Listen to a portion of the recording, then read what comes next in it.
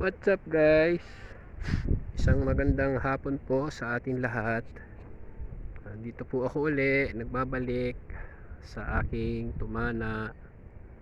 Ngayon po ang araw ng Miyerkules. Ito na po yung ating naging project for today. Ayan. Nakapaghukay na po sila rito sa ating bakod. Ayan. Bukas ay magsisimula na po silang lagay ng hollow block dito. Ayan. Pero dito ay dudugtungan pa kapiraso, pael, pa ganun. Tapos dito naman sa kabila, ayan, natanggal na natin dito yung mga puno, yung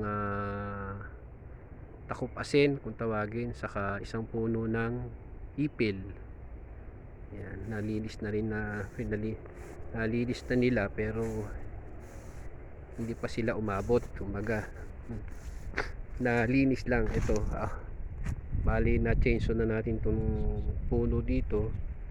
Bali yan po kasi yung ating hanggahan. Ayan, yung metali po na yan papunta roon. Saka yan, yung dati pong bakod, ito kumbaga pasok pa po tayo dun sa kabila. Yan, ayun, hanggang doon sa may dulo po ng mangga na yun. Ayun, yun po yung ating batak ng pisi. Ayan. Kaya bukas, ayan, huhukayin pa po nila yan. Pero kung ano po, siguro baka simulan na muna nilang maglagay ng hollow block doon. Ayan. Nasa sa kanila po yun kung saan sila magsisimula. Tapos ito nga pong ating mulberry ay ikakat natin po yan.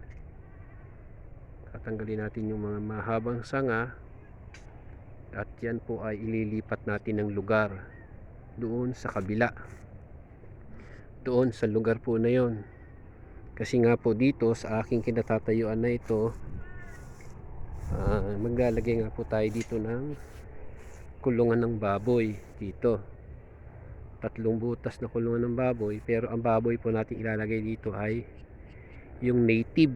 Kung alam nyo po yung native, yun po yung baboy na kulay itim.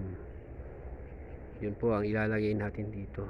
Kaya po yun po kasi ang naisip kong ilagay, ay hindi po siya alagain ng kagaya ng hybrid na baboy, yung puti. Yung puti po kasi ay masyadong alagain. Tapos ito nga pong baboy naman na itim na native, pawalan mo lang po dyan, mabubuhay na po yun. Basta ika nga po ay ang pakain ay 3 times a day din. Hindi kagaya po ng baboy na puti, talagang kailangan po yun tutok sa feeds. Itong native ay hindi ho gaano siya mahilig sa feeds. Kumbaga yung gulay-gulay lang po, kagaya nga po niyan. Ito, yan, yung puno ng saging ay atin po yung gagawin pakain sa kanila. Kaya hindi ko po yan pinutol. Yan ang isang pakakain natin. Tapos yung mga gulay-gulay na makukuha po natin sa palengke. Yan. Pero itong mulberry po na to, kakat natin siguro ng hanggang dito. Yan. Tapos yung mga brown naman nito, kukunin natin mga 1 dangkal kalahati, ganon. Lahat ng mga brown na sanga, bababad natin sa tubig na may gamot. Baka sakaling mabuhay, o di tatanim po natin uli yun. Ito po ililipat natin kasi uubuin natin siyang ganun pabilog. Tapos ililipat nga po natin dun sa lugar po na yun,